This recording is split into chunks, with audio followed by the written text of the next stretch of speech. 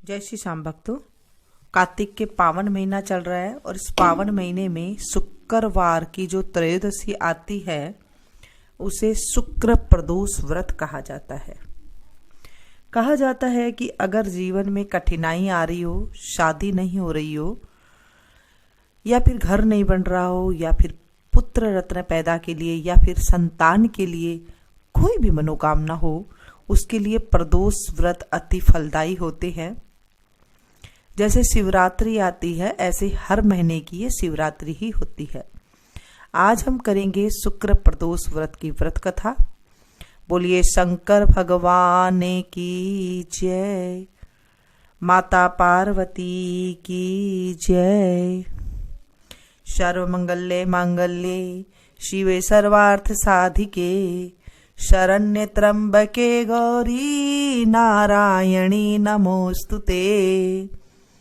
अगर आप व्रत नहीं कर सकते हैं किसी कारणवश तो आप मौन रहें पूरे दिन, वो भी मौन व्रत हो जाता है एक तरह का। और कथा अवश्य सुने। कथा सुनने से भी हमारे जीवन में भाग्य बदल जाता है, कहते हैं पाप नष्ट हो जाते हैं। शुक्रवार त्रयोदशी प्रदोष व्रत पूजा विधि सोम प्रदोष व्रत के समान ही होती है। इसमें सफेद रंग तथा खीर जैसे पदार्थ ही सेवन करने का महत्व होता है। वैसे तो जैसे हम पूजा करते हैं, जैसे सोमवार को हम पूजा करते हैं, सेम वैसे ही उसी तरीके से पूजा होती है। प्रदोष व्रत यानी कि प्रदोष काल। प्रदोष काल किसे कहते हैं? जब गोधूली वेता होती है, शाम को 4:30 से 6:30 बजे तक उसे प्रदोष काल कहते हैं। उस टाइम तक आप पूजा पाठ इसमें करते हैं। पूजा पाठ उस टाइम पे आप कर ले। जैसे चढ़ाते हैं सारा सामान आप वैसे ही चढ़ा दे शंकर जी के ऊपर। रोली नहीं चढ़ाई जाती है, ये चीज का आप ध्यान रखें। चावल धोकर के चढ़ाए जाते हैं। पहले आप शंकर जी को जल चढ़ाए, उसके बाद चंदन का तिलक करें। लेप 3 उंगली से कर सकते हैं तो अति श्रेष्ठ। जो बीच की 2 उंगली होती है उससे आप कर दें। नीचे वाली छोटी उंगली छोड़ के, उंगली की छोड़ के जब आप 2 उंगली से करेंगे तो अपने आप ही त्रिपुण बन जाएगा। लेडीज को नहीं छूना चाहिए। अगर लड़का है कोई जेंट्स है तो वो छू सकते हैं। भगवान शंकर को वो बना सकते हैं पीला चंदन से। लड़कियों को सिर्फ चावल को धोकर के उसके ऊपर चढ़ा दें, शिव जी शिवलिंग के ऊपर चढ़ा दें। चावल अच्छी तरह से ले काफी सारे और उन्हें धो करके शंकर के ऊपर चढ़ाएं। बेलपत्तर है तो बेलपत्तर को धो करके उन्हें उल्टा करके चढ़ाएं, कोई टूटा फूटा ना हो बेलपत्तर। इस चीज का भी आपने ध्यान रखना है। उन्हें इतर जरूर चढ़ाएं। भगवान शंकर को स्नान कराने के बाद इतर चढ़ाते हैं, इतर भी चढ़ाएं। फल जो ऋतु फल है वो आप चढ़ा सकते हैं। केला है, संतरा है, अनार है, जो भी आपका मन हो आप वहां पर फल फ्रूट जरूर चढ़ाएं। प्रसाद अवश्य लेकर के जाएं। बर्फी हो, पेड़ा हो, जो है प्रसाद ले सकते हैं। नहीं तो मिश्री आप जरूर लेकर के जाएं। वो मिश्री का प्रसाद लगा करके फिर आप घर पे लेकर के वो खा सकते हैं। भगवान शंकर को गुड़ जरूर चढ़ाएं, गुड़ अर्पण करते हैं। और हर चीज के लिए अलग अलग चीज चढ़ाई जाती है वहां पर। लौंग, इलायची, पान, गन्ने का रस, शहद, सब कुछ चढ़ाया जाता है। दूध है, दही है, पंचामृत बना करके आप ले जा सकते हैं वहां पर, वो भी चढ़ा सकते हैं। सारी मनोकामना पूरी हो जाती है। प्रदोष काल में, प्रदोष जब काल हो तब भगवान की पूजा करें और उसके बाद आरती अवश्य करें। कहानी आपने सुननी है। आप मंदिर नहीं जा सकते, घर पे भी आप कर सकते हैं। घर पे अगर शिव जी की शिवलिंग है घर पे तो आप शिवलिंग पे कर सकते हैं। नहीं तो आप भगवान भोलेनाथ की फोटो रखें और ये सारा सामान चढ़ा करके भी आप प्रदोष काल में पूजा कर सकते हैं। बोलिए शंकर भगवान की जय। भोजन आप श्वेत रंग का ही खाएं। जब शुक्रवार की त्रयोदशी आए, शुक्र प्रदोष व्रत आए, तो आप उस दिन शुक्रवार को सफेद रंग की खीर है, जैसे पेड़ा है, सफेद बर्फी है, इस तरह का ही भोजन किया जाता है। सुत जी बोले, प्राचीन काल की बात है, एक नगर में 3 मित्र रहते थे। तीनों में ही घनिष्ठ मित्रता थी। उसमें एक राजकुमार पुत्र, दूसरा ब्राह्मण पुत्र, तीसरा सेठ का पुत्र था। राजकुमार व ब्राह्मण का पुत्र का विवाह हो चुका था, शेठ पुत्र का विवाह के बाद गौना नहीं हुआ था। एक दिन तीनों मित्र आपस में स्त्रियों की चर्चा कर रहे थे। ब्राह्मण पुत्र ने नारियों की प्रशंसा करते हुआ कहा, नारीहीन घर भूतों का डेरा होता है। शेठ पुत्र ने यह वचन सुनकर अपनी पत्नी लाने का तुरंत निश्चय किया। शेठ पुत्र अपने घर गया और अपने माता पिता से अपना निश्चय बताया। उन्होंने बेटे से कहा कि शुक्र देवता डूबे हुए हैं, इन दिनों बहू बेटियों को उनके घर से विदा कर लाभ लाना शुभ नहीं होता है। अतः शुक्रोदय के बाद तुम अपनी पत्नी को विदा करा लाना। शेठ पुत्र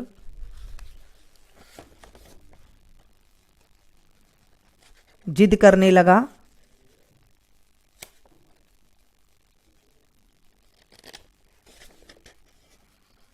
एक महीने का शुक्र डूबता है, तब घर से ना तो बहू जाती है, ना ही बेटी विदा होती है, ना बहू को लेकर के आते हैं।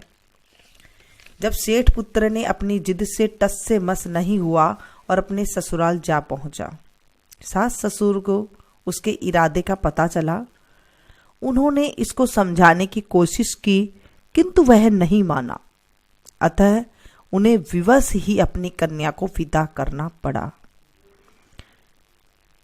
जब पहली बार गौना होता है तो उसमें ये चीज़ देखी जाती है, बाद में भी देखते हैं। जब कई दिन तक रहने जाओ तो ये शुक्र डूबा हुआ है तो तब नहीं जाते हैं। ससुराल से विदा होकर पति पत्नी नगर से बाहर निकले ही थे कि उनकी बैलगाड़ी का पहिया टूट गया और एक बैल की टांग भी टूट गई। पत्नी को भी काफी चोट आई। शेठ पुत्र ने आगे चलने का प्रयत्न जारी रखा, तभी डाकुओं से भेंट हो गई और वे धन्य धान्य लूट कर ले गई। सारा धन लूट करके ले गई उनसे। शेठ का पुत्र पत्नी सहित रोता पीटता अपने घर पहुंचा। जाते ही उसे सांप ने डस लिया। उसके पिता ने वैद्यों को बुलाया। उन्होंने देखने के बाद घोषणा की कि आपका पुत्र 3 दिन में मर जाएगा। इस घटना को उसी समय ब्राह्मण पुत्र को लगा। उसने शेठ से कहा कि आप अपने लड़के को पत्नी सहित बहू के घर वापस भेज दो। यह सारी बाधाएं इसलिए आई है कि आपका पुत्र शुक्रास्त में पत्नी को विदा कर लाया। यदि यह वहां पहुंच जाएगा तो बच जाएगा। शेठ को ब्राह्मण पुत्र की बात जच गई और अपनी पुत्र वधू और पुत्र को वापस लौटा दिया। वहां पहुंचते ही शेठ पुत्र की हालत ठीक होने आरंभ हो गई। तत्पश्चात उन्होंने शेष जीवन सुखपूर्वक व आनंद पूर्वक व्यतीत किया। जब कभी शुक्र अस्त हो तब कभी भी घर से ना तो विदा करना चाहिए, ना विदा करके लेके आना चाहिए। नहीं तो जो काम ठीक है वो भी बिगड़ जाते हैं और पता ही नहीं चलता कि ये कैसे कैसे हो गया। उसके बाद दोनों पति पत्नी आनंद से रहने लगे और अंत समय तक खूब अच्छी तरह से रहे। सारे जीवन में कोई विपदा नहीं आई और पति पत्नी दोनों स्वर्ग को गए। बोलिए शंकर भगवान की जय।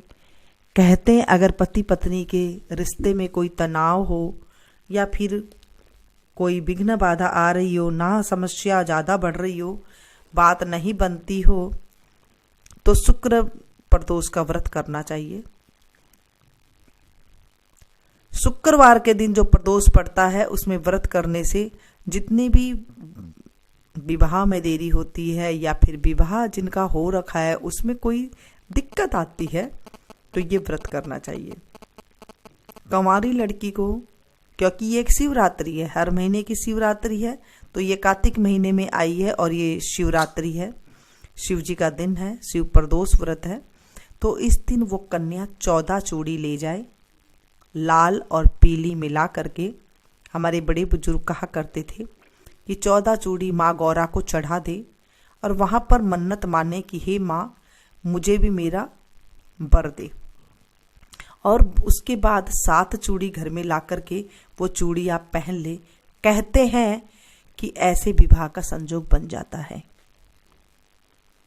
ऐसे ही लड़के के लिए कहा जाता है कि अगर लड़का का विवाह ना होता हो तो वो भी शुक्र प्रदोष का व्रत करें, शंकर भगवान का व्रत करें और शंकर भगवान के पास जाकर के जो भगवान की मूर्ति होती है, शिवलिंग नहीं, मूर्ति के पास जाकर के वहाँ पर आप मन्नत मांगे और शुक्रवार को जो गन्ने का रस होता है उसे लेकर के चढ़ाएं। उससे कहते हैं कि उससे भी विवाह का योग प्रबल बन जाता है।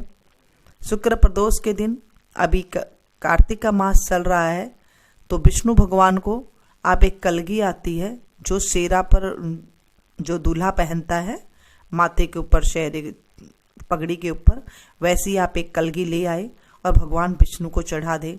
क्योंकि विष्णु का महीना चल रहा है तो आप जाकर के वहाँ पर कार्तिक के महीने में चढ़ाते हैं तो लड़के की भी जो है शादी के योग जल्दी से जल्दी बन जाते हैं, ऐसा कहा जाता है। ये सब चीज़ें हमारी पौराणिक घर में जो बातें होती रहती थी, बड़े बुजुर्ग बताया करते थे, ये वही बातें हैं। ये चीज़ कर लेने में कोई हानि भी नहीं है। अगर किसी की ब्याह शादी में प्रॉब्लम आ रही है तो वो ये चीज़ कर ले और अगर हो जाता है तो बहुत अच्छी बात है। पहले के लोग ऐसे ही कराया करते थे। ये थी छोटी सी जानकारी। इसके बाद भगवान शिव जी की आरती करें आप और उसके बाद जो है घर में आकर के आपने जो भोजन बनाया है वो भोजन आप कर सकते हैं। कर्पूर गौरम करुणावतारम संसार सारम भुजगेन्द्रहारम सदा वसन्तं हृदयारविन्दे भवं भवानी सहितं नमामि। शीशगंग अर्धंग पार्वती सदा विराजत कैलासी। नंदियो भृंगी नृत्य करत है गुण भक्तन शिव के दासी। शीतल मंद सुगंध पवन जहाँ बैठे हैं शिव अविनाशी। करते गान गंधर्व सप्त सुर राग रागनी अति गासी। यक्ष रक्ष भैरव जहाँ डोलत बोलत हैं बन के वासी। चौतोरी तुरी तो पलत चढ़त है पुष्प चढ़त है बरसासी। देव मुनि जन की भीड़ पड़त है निगम रहत जो नितगासी। ब्रह्मा विष्णु जी को ध्यान धरत है बाबा शंकर जी को ध्यान धरत है। कछु शिव हमको फरमासी। रिद्ध सिद्धि के दाता शंकर सदा आनंदित सुख राशि। जिनको सुमिरण सेवा करता भोले जी को सुमिरण पूजा करता।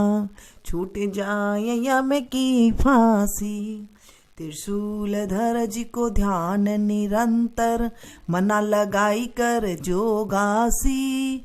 दूर करो विपदा शिव तन की कष्ट हरो व्याधा मोरे मन की। जन्म जन्म शिव पद पासी कैलासी काशी के वासी। बाबा अविनाशी मेरो सुध लीजो। सेवक जान सदा चरणन को पायक जान हरि दर्शन को। अपनो ज्ञान कृपा कीजो। आप तो प्रभु जी सदा सयानी बाबा अवगुण मेरो सब ढकियो। सब अपराध क्षमा कर शंकर मेरो अपराध माफ कर भोले बाबा। किंकर की विनती सुनियो। अभय ज्ञान दीजो हरि मोह को सकल सृष्टि के हितकारी। सिर भोलेनाथ बाबा भक्त निरंजन। भूतनाथ बाबा भक्त निरंजन। अलखनाथ बाबा भक्त निरंजन। भवभंजन भव शुभकारी। काल हरो हरि कष्ट हरो हरि। दुख हरो दारिद्र हरो। नमामि शंकर भवानी भोले बाबा, नमामि शंकर भवानी भोले बाबा, हर हर शंकर आप शरणम। सेवा पूजा बंदगी सभी तुम्हारे हाथ, मैं तो कुछ जानू नहीं तुम जानो रघुनाथ। सिंह चढ़े दुर्गा मिले, गरुड़ चढ़े भगवान, बैल चढ़े शिव जी मिले, तो पूर्ण होए सब काम। सदा भवानी दायिनी, सन्मुख रहत गणेश, पांच देव रक्षा करे, ब्रह्मा विष्णु महेश। बोलिए शंकर भगवान की जय। सांब शिव सदा शिवाय नमः। जब आप जल चढ़ाएं, जल की धार एक धार से जैसे चढ़ाते जाए, जब आप लोटे से जल चढ़ाते जाए, तो आप तभी भी जो है नमामि सबिशान का पाठ कर सकते हैं। आप आरती के बाद भी ये पाठ जरूर करें। इस पाठ से जो मनोकामना होती है वो बहुत जल्दी पूरी होती है। भगवान शंकर बहुत जल्दी ये सुनते हैं।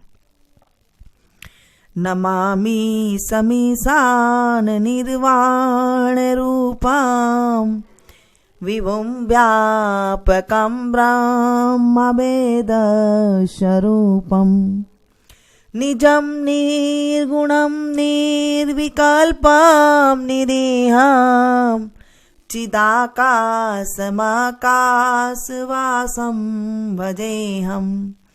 निराकारमोङ्कारमूलं तुरीयं, गिराज्ञानगोतीतमीशं गिरीशं।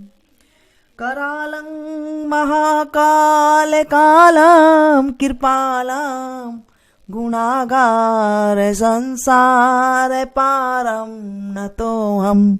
तुषाराद्रिसङ्काश गौरं गभीरं, मनोभूतकोटिप्रभाश्री शरीरम्। सपूरन्नमौलिकलोलिनी चारुगंगा, लशब्दालवालेन्दुकण्ठे भुजंगा। चलत कुण्डलं भ्रूसुनेत्रं विशालं, प्रसन्नाननं नीलकण्ठं दयालम्। मृगाधीशचरमाम्बरं मुण्डमालां, प्रियं शङ्करं सर्वनाथं भजामि। प्रचण्डं प्रगिष्टं प्रगलं परेशम्, अखण्डम् अजं भानुकोटिप्रकाशम्। त्रयशूलनिर्मूलनं शूलपाणिं, भजेऽहं भवानीपतिभावग्रामं। कलातीतकल्याणकल्पान्तकारी, सदा सच्चिदानन्ददाता पुरारी। चिदानन्दसन्दोहमोहापहारी, प्रसिद्ध प्रसिद्ध प्रभो मन्मन्थारी। न यावदौमानाथ पादरविन्दं, भजन्ति लोके परेवानराणाम्। न तावत् सुखं शान्ति सन्तापनाशां, प्रसिद्ध प्रभो सर्वभूताधिवासम्। न जानामि योगं जपं नैव पूजां, न तोऽहं सदा सर्वदा सम्भुतुभ्यं। जराजन्म दुःखोदतातप्यमान, प्रभो पाहि आपन्नमामि शम्भो। प्रभो पाहि आपन्नमामि शम्भो। उद्राष्टकमिन्दभुक्तं विपणे हर्तोषे, ये पठन्ति नरा भक्त्या तेषां शम्भु प्रसिद्धति। सांब सदा शिवाय नमः। तमेव माता च पिता तमेव बन्धु च सखा तमेव। तमेव विद्या द्रविणं तमेव सर्वं मम देव देवं। पापहं पापकर्माहं पापात्मा पापसंभवो। त्राहि मां पार्वतीनाथो सर्वपापो हरो हरो। त्राहि मां पार्वतीनाथो सर्वपापो हरो हरो। त्राहि मां पार्वतीनाथो सर्वपापो हरो हरो। सांब सदा शिवाय नमः। ये आरती गाने के बाद आप भगवान को नतमस्तक हो और उसके बाद प्रसाद जो आपने चढ़ाया है वो आप लेकर के आप खुद भोजन कर सकते हैं। ये थी प्रदोष काल की कथा जो हमने सारी सुनी है, आरती करी है। ये सारा आप करके उसके बाद जो है भोजन करें। देखेंगे आप कितनी जल्दी मनोकामना पूर्ण हो जाती है। मिलती हूँ फिर से एक नई वीडियो में नई कथा के साथ, नई जानकारी के साथ। तब तक आप लोग देखते रहिए मीनू संगीत। Thank you.